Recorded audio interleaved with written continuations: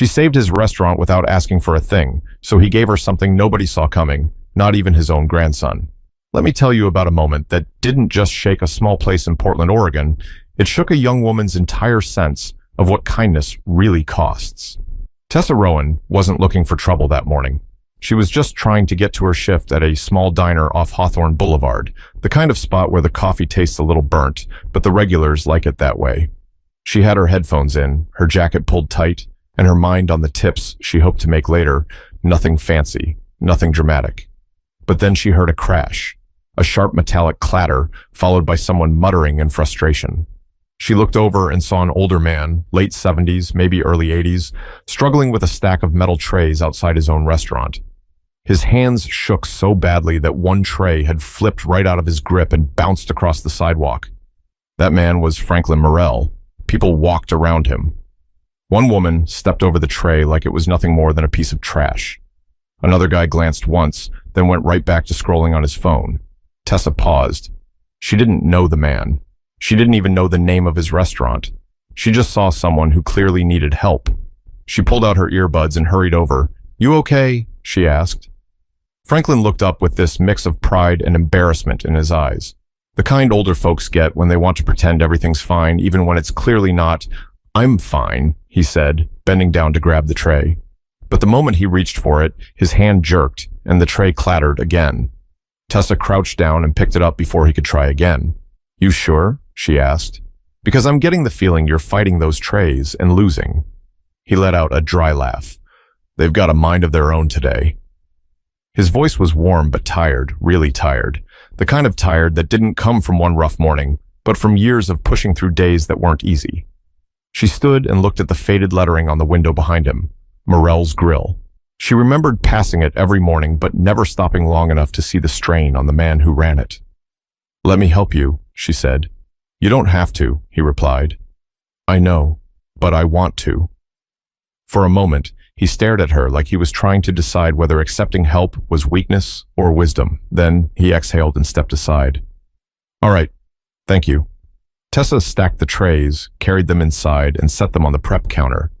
The place smelled like old spices and memories, like a restaurant that had once been full of life, but was now holding itself together with stubbornness and habit. Franklin shuffled in behind her, moving slowly, one hand pressed to his back. "You work around here?" he asked. "2 blocks down," she answered, "at the Riverbend Diner." He nodded. "You're good at helping. Most people don't stop anymore." "Well, most people should," she said. He smiled at that, a small smile, but it changed his whole face, made him look lighter. And Tessa didn't know it then, but that tiny moment, kneeling on a sidewalk with a stranger, was the first shift in something much bigger, something she wasn't at all prepared for. But she also didn't know how fast one simple act of kindness was about to pull her into someone else's family battle, someone else's fear, and someone else's fight for dignity. And she definitely didn't know it would put her face to face with 2 lawyers and a grandson who walked in like he owned the world. The next morning, Tessa didn't plan on stopping by Morel's Grill again. She woke up, tied her apron around her waist, and told herself she needed to focus on her own shift. Rent wasn't going to pay itself. Her car needed new brakes, and she was already picking up extra tables just to catch up. But something tugged at her when she walked past Franklin's place. The lights were on inside, but the front door was propped open like he hadn't finished setting up. She slowed down. She didn't mean to. It was like her feet decided for her. Inside, Franklin was wrestling with a bag of potatoes, the kind that came in huge 50-pound sacks.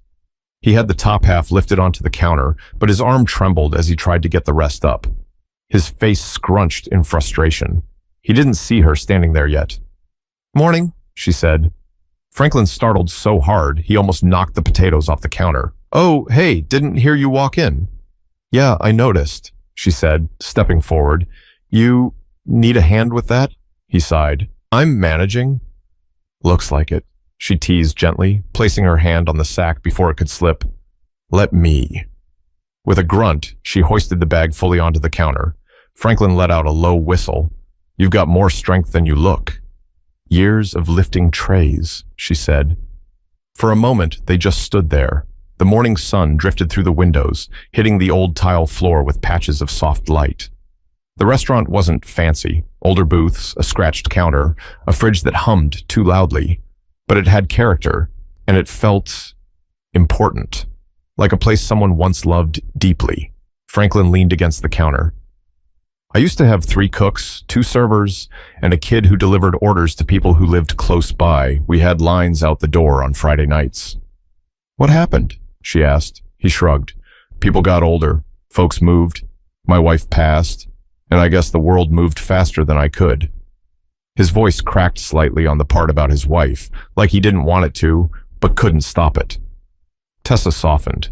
That sounds tough, she said. It is, he replied quietly, but I'm still here. Someone's got to keep this place alive. She could see the pride in his eyes, pride mixed with years of holding everything together by himself. He wasn't running a business anymore. He was guarding a memory. She looked around and noticed little things she hadn't yesterday. A photo taped to the side of a cabinet of Franklin with a woman who had bright eyes and curls that fell to her shoulders. A handwritten menu from years ago. The ink faded. A framed newspaper clipping celebrating the restaurant's 20th anniversary. You built something real here, she said. Franklin swallowed hard and nodded. I tried. She checked the time on the old clock near the grill. She still had 15 minutes before her shift started at the diner. She could leave, or she could stay just a little longer. Want help getting set up for the morning rush? She asked. There's not much of a rush anymore, he said with a half smile, but I won't say no. So she grabbed a rag and wiped down the counter. She checked the coffee machine. She stacked plates. Franklin moved beside her, slower but determined. And then something small but important happened. He began talking. Not forced talking, comfortable talking. About how he opened the place with nothing but a loan and a dream, about how his wife used to run the register, about how their grandson used to play under the tables as a toddler. The more he talked, the more Tessa learned about a man who had spent his life caring for others, but never asking for help himself. By the time she reached the door to leave, Franklin called out, "Thank you, really." "Of course," she said. "I'll see you around." She walked toward the diner, but the whole time something about Franklin lingered in her thoughts. His shaking hands, the empty tables, the pictures of a life that used to feel bigger. But she had no idea that this second visit was the start of something she couldn't walk away from, no matter how hard she tried. And soon, helping him wouldn't just be something she chose. It would become something she felt responsible for. That same week, something shifted for Tessa without her even noticing it. She found herself slowing down every time she passed Morel's grill. It wasn't intentional. It wasn't planned. It was like her mind kept reminding her of that small restaurant with the crooked blinds and the stubborn old man who refused to quit. Then Thursday came, and Thursday was the day everything changed. Tessa had just finished her early shift at the diner. Her feet ached, her apron smelled like onions, and her back felt like someone had placed a stack of bricks on it. She wanted nothing more than to go home, shower, and collapse. But when she reached Franklin's restaurant, she stopped cold. The lights were on, but the front counter was a mess. Papers scattered, a skillet left on the stove, the smell of something burning faintly in the air. Franklin was in the middle of the dining room, leaning on one of the tables with both hands, breathing heavily. "Hey!" Tessa rushed inside. "What's going on?" He looked up, startled and embarrassed. "I'm fine. I'm just catching my breath." "You don't look fine." He tried to straighten up, but his back protested. His face tightened with pain before he masked it with a forced smile. "It's just my hip," he said. "Gets like this sometimes." Tessa stepped closer. "Do you need me to call someone?" "No," he said quickly. "Absolutely not. I've got it." But he didn't. Anyone could see that. She glanced around the restaurant. A pot on the stove smoked lightly. A cutting board sat next to half-sliced onions. The morning prep wasn't done. The floor hadn't been swept, and Franklin looked like he'd been fighting the day since sunrise. "Let me help," she said gently. "Tessa, you already did plenty this week." "It's okay," she insisted. "I'm not in a rush." Franklin looked at her for a long moment, long enough that she wondered if he'd finally accept the truth. He needed help, even if he didn't want to admit it. Then he whispered, "Could you turn the stove off?" She moved quickly, shutting off the burner and sliding the pot aside. When she came back, Franklin was trying to stand straight again. "You shouldn't be doing this alone," she said. He gave a weak laugh. "I've been doing it alone for a long time." "Well, maybe you don't have to anymore." He blinked at her like he hadn't expected anyone to say that, and maybe he hadn't. Maybe people around him had been walking past his struggles for so long that he assumed that was the world now. Everyone busy, everyone distracted, everyone choosing to look away. But Tessa didn't, and she didn't plan on starting now. "Come sit," she said, guiding him toward a booth. "Let me finish the prep. You've already worked a full shift." "And I'll survive another hour," she replied. She tied her hair back, grabbed the knife, and went straight to chopping. Franklin watched her with this mix of relief and disbelief. "You know," he said quietly, "my wife used to do that. She'd take one look at me trying to do too much, and she'd tell me to go sit down. Said I looked like a wind-up toy losing steam." Tessa smiled. "She sounds like she had common sense." "She had more than that," he said. His voice softened in a way that made her pause. "She kept this place alive. I'm just trying to honor what we built together." That sentence hung in the air, heavy, real. Tessa understood then that this restaurant wasn't just a business. It was a promise, a legacy, a piece of his heart that he refused to let fade. When she finished prepping the vegetables, she washed her hands and sat across from him. "Do you ever get help from your family?" she asked. He hesitated. "Not really." "What about my grandson?" He finished for her. He gave a tired shrug. "He's busy, lives in another city, has his own life. Does he ever come by?" Franklin looked down at his hands. "Not recently." It didn't sound like anger or resentment. It sounded like someone who had learned to stop expecting things. That didn't sit right with her. By the time she left that afternoon, she had wiped down every counter, restocked the condiments, organized the pantry, and helped Franklin set up for the dinner service he wasn't even sure he'd have customers for.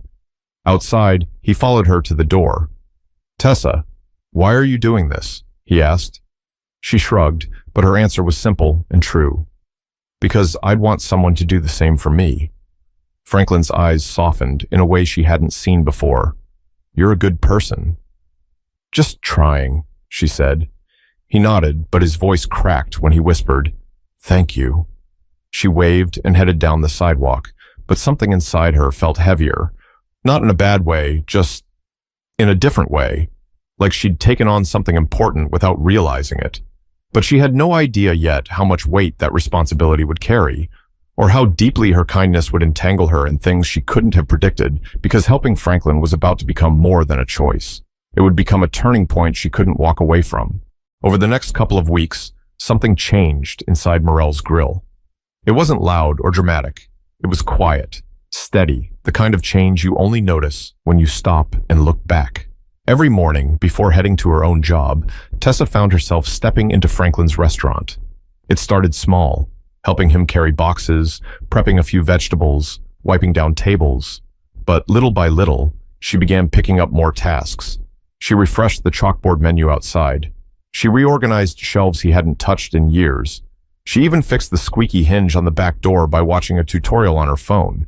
Franklin would hover nearby, pretending to stay busy, but he watched her with a grateful kind of disbelief.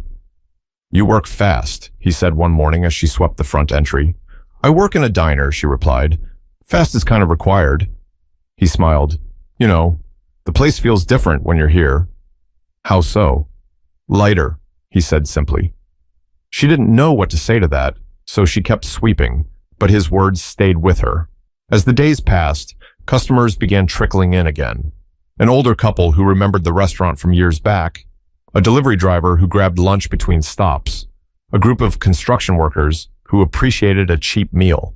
It wasn't a crowd, but it was more than Franklin had been getting, and a surprising thing happened. They remembered Tessa.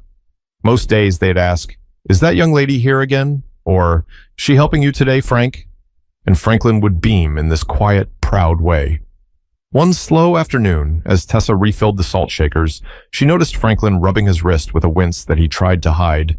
"Your hand bothering you again?" she asked. "It's nothing," he muttered. "Nothing looks pretty painful." He hesitated, then sighed. "Doctor says it's arthritis." "Have you been taking anything for it?" "I manage." There it was again. Those words he loved to use even when they weren't true.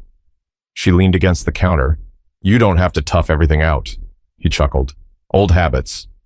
That's not always a good thing. He gave her a look that said she was right, but he wasn't ready to admit it out loud.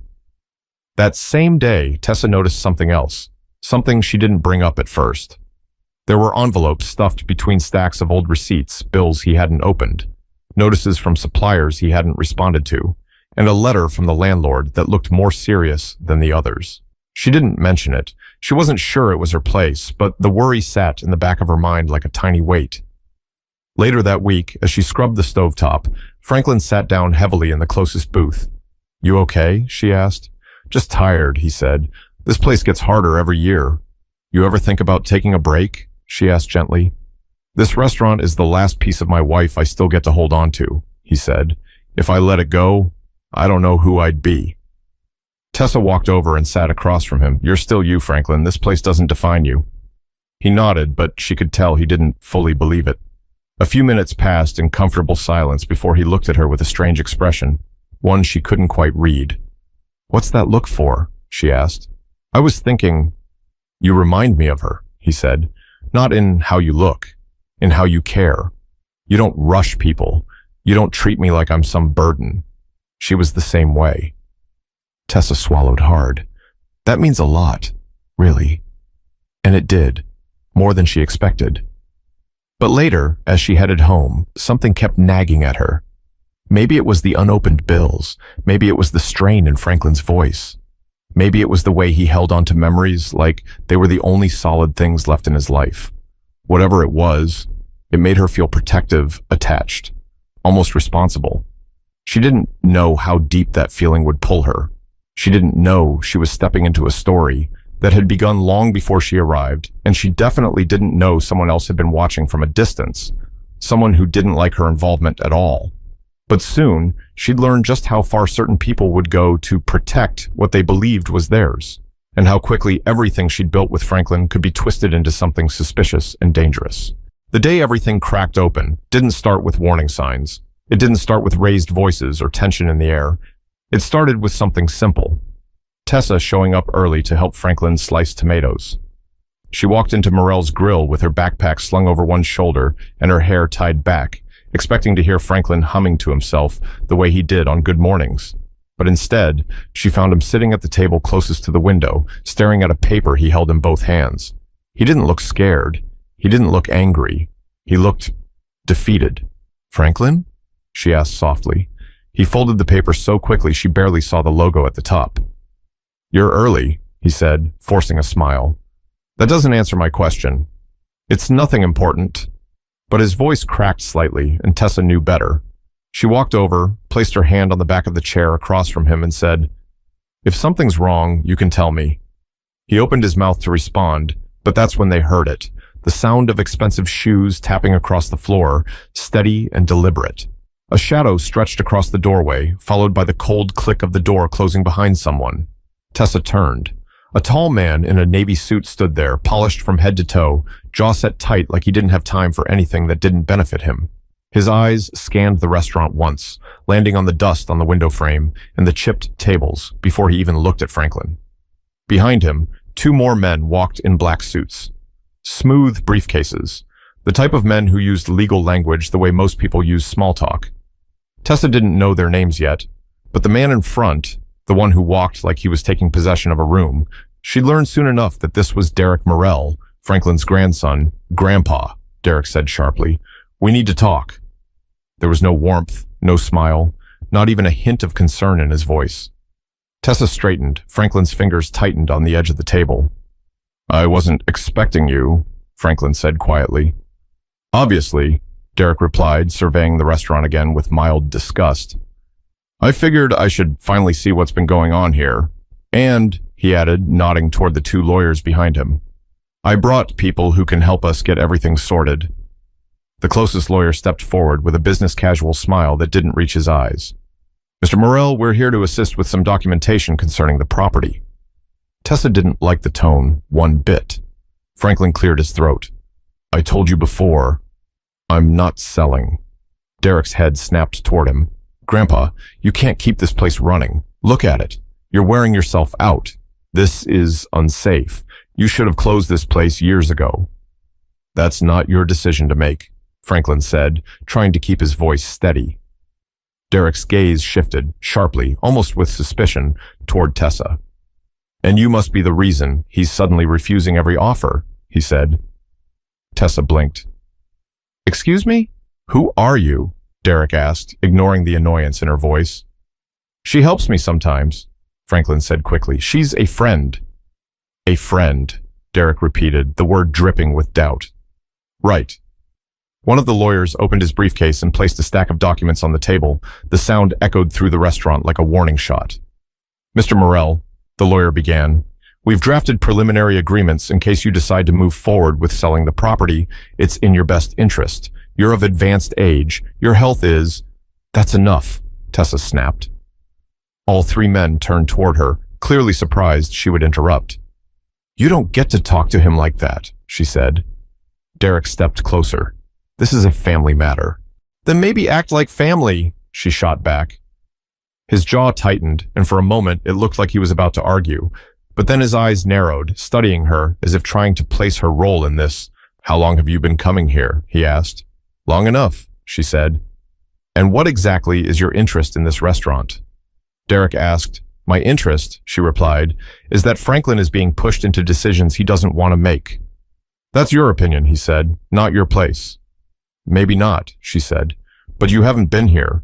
You don't know what he's been dealing with. Derek turned back to Franklin, shaking his head as if he'd discovered something unpleasant. You're letting some stranger get involved in our business? She's not a stranger, Franklin said sharply. Tessa looked at him. That moment meant more than he knew. Derek exhaled, clearly losing patience. Grandpa, you can barely lift a box. You're behind on bills. This place is close to shutting down. I'm trying to help you. By taking everything I have left? Franklin whispered. That line hung in the air like something fragile breaking. Derek hesitated for the first time, but only for a breath. Then he pointed to the documents. Please look them over. We can't keep dragging this out. And if she's influencing you... She isn't, Franklin cut in. Everything I decide on my own. Derek shot another cold look at Tessa. She held her ground. Fine, he said to Franklin. Then we'll talk again tomorrow. He turned and the lawyers followed him out. The door closed behind them, leaving the restaurant in a thick, heavy silence. Tessa and Franklin sat there, the tension still settling around them. After a long moment, Franklin said quietly, I'm sorry you had to see that. You don't have to apologize to me, she replied, but you need to tell me what's going on. Franklin looked down at the table, tired in a way she had never seen before. I was hoping I wouldn't have to, he said, but she didn't know how deep this family conflict ran, or how far Derek was willing to go. And she definitely didn't know that before the week was over, things would get a whole lot worse. The next morning felt heavier than usual. The air inside Morrell's grill didn't smell like breakfast or hot coffee. It smelled like worry. Tessa walked in and found Franklin sitting at the counter, his elbows on the table, his glasses off, rubbing the bridge of his nose like he'd barely slept. Rough night? She asked gently. He didn't answer right away. Instead, he gestured to the paperwork spread out in front of him, signatures, legal terms, property evaluations, pages filled with words designed to push him in one direction. They want me gone, he said finally. They think I'm too old to make decisions. They're wrong, Tessa said. I'm tired, Tessa, he whispered, but I don't want to lose this place. She walked around the counter and sat beside him. Then we'll figure something out. You're not alone. He looked at her with red, exhausted eyes. I don't want you caught in my problems. You're not dragging me into anything, she said firmly. I'm choosing to be here. Before he could respond, the front door swung open so hard it hit the wall behind it. Tessa flinched. Derek Morrell stormed in again, but this time, the polite mask he wore yesterday was completely gone. His shoulders were tense, his eyes cold. The two lawyers followed behind him, but this time they seemed unsure, like they weren't expecting this level of intensity. Tessa, Franklin murmured under his breath. Stay calm. She stood anyway. Back again? She said. Derek ignored her and walked straight to his grandfather. We need to talk. Now. I told you I need time, Franklin replied. You've had time, Derek said sharply, and I'm done waiting. He grabbed the papers off the counter, flipping through them aggressively. One sheet slipped from his fingers and fell to the floor. Do you even understand what you're signing away by refusing? He demanded. I understand exactly what I'm doing, Franklin said quietly. Really? Because it looks to me like someone else has been whispering in your ear. His eyes shifted to Tessa. There it was. The accusation she'd felt brewing since the moment he first stepped through the door. Tessa stepped closer. You don't get to blame me for something you never took time to understand. Derek scoffed. Please, you think I don't see what's happening here? Young woman shows up out of nowhere, suddenly spending all her free time with an elderly man who owns property worth real money. That's not charity, that's strategy. Tessa froze. You don't know anything about me, she said, her voice shaking with anger. Oh, I know enough, Derek shot back. You met him recently. You're suddenly helping every day. He's suddenly refusing every offer I give him. He's hiding unopened bills. And now your name keeps coming up every time he talks about the future of this place. Because I actually show up, she snapped. Because I care about him. When's the last time you did? The room fell silent for a moment. Derek swallowed hard, but didn't break eye contact.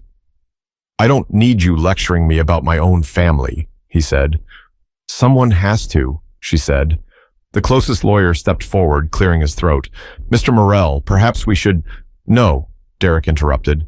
She wants to be involved? Fine. Let's involve her. He turned to Tessa. You want to explain why you're so invested in this place? Or better yet, what exactly you're hoping to gain from my grandfather? Tessa felt the insult hit harder than she expected. She took a step toward him. Gain? She repeated. If you think I'm here for money, you haven't been paying attention. Then what are you here for? Tessa didn't even look at Derek. She looked at Franklin. And in that moment, she realized something she hadn't admitted to herself yet. I'm here because he needed someone, she said softly, and no one else was stepping up. Franklin's eyes watered. He looked down at the counter, trying to hide it. Derek glanced at him, and for the briefest moment, his expression flickered with something, guilt maybe, but he shut it down instantly. You're manipulating him, Derek said. No, Tessa replied. You are. Franklin stood suddenly, gripping the back of his chair for balance. Stop, he said firmly. Both of you. The room froze. I've made my decision, he continued, voice trembling, and it's my decision, not hers, not yours, mine. Derek stepped closer. Grandpa, I'm not selling, Franklin said. It was calm, clear, final. Derek's face tightened, and he turned away, pacing toward the door. One of the lawyers followed and whispered something to him, but Derek waved him off. When he turned back, his voice was colder than before. If you refuse to act responsibly, he said, then I will. You're not well, Grandpa. And if I have to take legal steps to protect what's left of our family assets, I will. Tessa's heart dropped. What does that mean? Derek looked right at her. It means if he won't do what's best for himself, then the law will decide for him. And if that happens, your involvement won't look like kindness anymore. And with that, he walked out. The lawyers followed him quietly. The moment the door closed, Franklin sank into a chair. Tessa, he whispered, I'm so sorry. She sat beside him quickly. This isn't your fault. He shook his head. You don't know what he's capable of. She swallowed. Then you need to tell me. Because I'm not walking away now. He looked at her, defeated, and for the first time, he said the words she hadn't expected. He thinks I'm incapable of making decisions. And he has the power to try to prove it. Tessa felt her stomach drop. Meaning what? She asked. Franklin's voice trembled. Meaning he could ask a court to take control of everything, and if he does, I could lose the restaurant. But neither of them knew yet that Franklin had already prepared for this moment, quietly, carefully, and that the truth he'd been holding on to was about to turn everything upside down. For 2 days, the restaurant felt like it was holding its breath.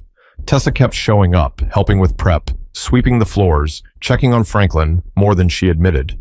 And Franklin, well, he tried to act like everything was normal, but he wasn't the same. His hands trembled more. He flinched every time the front door opened. He spoke less, thinking more. One morning, she found him sitting at the corner booth again. Same spot, same tired posture. But this time, he had an envelope in front of him, a thick one, plain white, sealed. She noticed it immediately. What's that? She asked. Franklin looked at her with a strange mixture of relief and fear. Something I should have shown you earlier. Before she could respond, the restaurant door opened. Not slammed, not aggressively, quietly. Derek walked in again. Alone this time, no lawyers trailing behind him, no papers in hand. His suit looked the same, but his expression was different, strained. Like the last argument hadn't settled well with him. "Grandpa," he said, voice lower than before, "we need to talk." "Then talk," Franklin replied, not moving from his seat. Derek took a breath and approached slowly, almost cautiously. "Look, maybe I came at this the wrong way, but I'm worried about you." "You're worried about money," Franklin said calmly. "That's not fair." "It's honest." Derek flinched. "I'm not trying to take anything from you." "Then why bring lawyers?" Franklin asked. "Because I thought you needed someone to push you into reality." Franklin gestured around the room. "This is my reality. This place. Your grandmother and I built this with our bare hands, and I'm not letting it disappear just because you want it to." Derek rubbed his forehead. "You're making this harder than it has to be." Tessa stepped in. "Maybe if you talk to him instead of trying to corner him." Derek cut her off with a sharp look. "I'm not here to talk to you." "I don't really care," she said. "Tessa," Franklin said gently, placing his hand on her arm. "It's all right." She backed up a step, but she didn't leave. Franklin turned back to Derek. "You assume you know everything," he said, "but you don't. You haven't asked how the restaurant has been running since your grandmother passed. You haven't asked about my health. You haven't even asked how many nights I've spent alone here because I didn't want to go home and sit in an empty house." Derek looked down. Franklin continued, voice softer now. "You come in here pointing fingers at the only person who's shown up for me." Derek's jaw tightened. "You barely know her." "I know enough," Franklin said. "I know she shows up when I need someone. I know she cares without asking for anything in return. I know she treats me with respect." Derek's gaze flicked toward Tessa again. "And you don't think she's getting something out of this?" Franklin didn't speak. He reached instead for the envelope on the table. Tessa's eyes widened. Derek's brows pulled together in confusion. Franklin pushed the envelope toward Tessa. "Open it." Franklin, I don't think..." "Please," he said. "I want him to hear this from me." Tessa hesitated, then slowly slid her thumb under the seal and pulled it open. Inside were several documents, each neatly stacked. She read the top line. Her stomach dropped. "It's the deed," she whispered. Derek stepped forward quickly. "The what?" Franklin sat straighter, gripping the edge of the table as if bracing himself. "Tessa," he said, his voice steady despite the emotion in his eyes, "I made this decision weeks ago, before you knew anything about my family, before Derek walked in with lawyers. This is my choice, not hers." Tessa stared at the document in disbelief. The restaurant, the land, legal ownership, her name. "Franklin, I can't accept this," she said. "Yes, you can," he replied, "because you're the only person who has treated this place with the same heart your grandmother did." Derek lunged forward and snatched one of the pages. "This has to be a joke," he said. "You're giving her part of the restaurant? Why? Because she stacked a few trays and wiped some tables?" Franklin rose from his seat, not quickly, not dramatically, but with quiet purpose. "I'm giving her part of it," he said, "because she saved it." He gestured around the room. "She brought customers back. She cleaned what I couldn't. She fixed what I ignored. She helped me when I didn't deserve it. And she reminded me what this place used to feel like. That's worth more than money." Derek's face reddened. "You barely know her." Franklin shook his head. "I know her better than I know you these days." The words landed like a punch. Derek froze. Franklin continued, his voice breaking now. "You're my grandson. I wanted you to care about this place, but you don't. And that's okay. Not everyone has to love the same things. But don't attack the person who stepped up when you didn't." The room went silent, long enough for Tessa to feel her heartbeat echoing in her ears. Derek looked from his grandfather to Tessa, then back again. His expression wasn't cold now. It wasn't angry either. It was confused, maybe even hurt. "So that's it?" he asked. "You're choosing her over me?" Franklin shook his head gently. "I'm not choosing anyone over anyone. I'm protecting what matters to me. You have your own life, Derek. Let me live mine." Derek swallowed hard, but said nothing. Franklin turned back to Tessa. "Tessa," he said softly, "you didn't ask for this. But you earned it. Tessa's throat tightened. I don't know what to say. You don't have to say anything, he replied. Just keep this place alive. She held the papers against her chest, still in shock. Derek stepped back, his voice barely audible. I need a minute. And without another word, he walked out the door, not storming, not slamming it, just leaving. For the first time in days, Franklin exhaled. Tessa, he whispered, I hope I did the right thing. She sat beside him, tears filling her eyes. You did, she said. You really did. But what none of them realized, what none of them could have predicted, was how Derek's reaction would ripple back into all of their lives the next day, bringing consequences no one saw coming. The next morning, Portland felt strangely quiet. Soft gray clouds hung low over the street, and Morel's grill sat still behind its windows, as if waiting for something to happen. When Tessa arrived, she half expected Derek to be there again, angry, demanding, ready to fight. But the restaurant was empty except for Franklin, who was wiping down a table like it was any ordinary day. Morning, she said gently. He looked up, tired but calmer. Morning. She stepped inside and locked the door behind her. Think he's coming back? I don't know, Franklin said. And honestly, I don't think I control that anymore. He moved slowly toward the counter. She could tell his hip was bothering him more today. Every step looked heavier, but his expression was softer than she'd seen in weeks. As she tied on an apron and began prepping the counter, the bell over the door jingled unexpectedly. Both of them looked up. Derek stood there, no lawyers, no briefcase, no stiff posture. He wore a plain jacket instead of a suit, his hair slightly messy, like he hadn't slept much.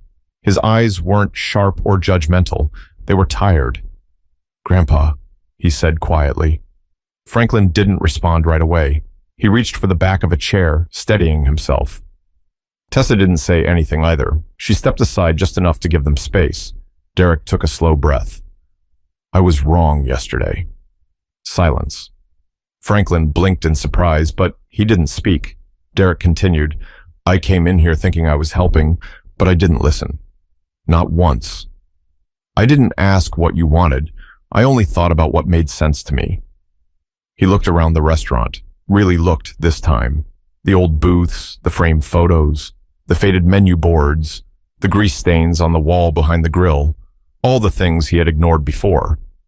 It smells the same as when Grandma used to cook, he said quietly. I haven't walked in here in years, and it still feels like her. Franklin swallowed hard. She would have liked seeing you here. Derek nodded slowly. I didn't realize how much this place meant to you, or what you've been carrying. I should have checked on you more. I should have been around. You have your own life, Franklin said gently. That's not an excuse, Derek replied. I was avoiding things because I didn't want to deal with losing this place, losing her, losing you. Franklin lowered his gaze. You're not losing me. Derek looked at Tessa next, not with suspicion, not with resentment, with something closer to acceptance. You didn't deserve how I treated you, he said. I judged you without even talking to you. That wasn't fair.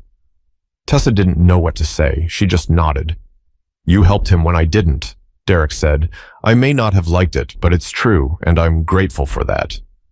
Franklin smiled weakly. She's been a blessing. Derek gave a small laugh. Real, not forced. Yeah, I see that now. He stepped closer to the counter. So, you really want to keep the restaurant? He asked his grandfather. Franklin nodded. As long as I can, it's all I have left of her. Derek breathed out slowly.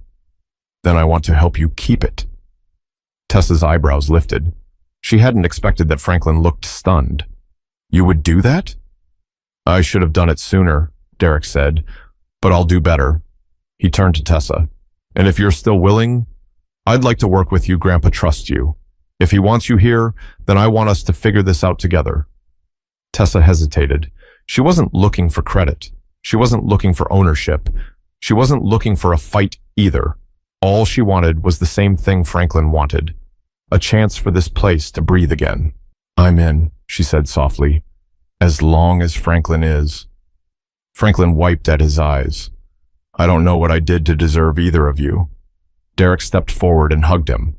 It wasn't long, it wasn't dramatic, it wasn't perfect, but it was real.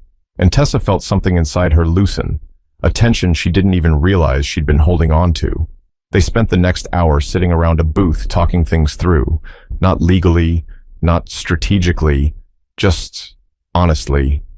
What the restaurant needed, how they could divide responsibilities, how to protect Franklin's decision while keeping him safe, how to rebuild something that had been crumbling for years.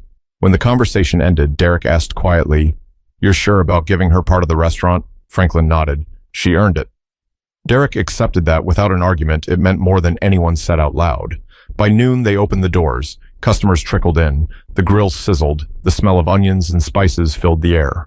For the first time in a long time, Morel's grill felt alive again.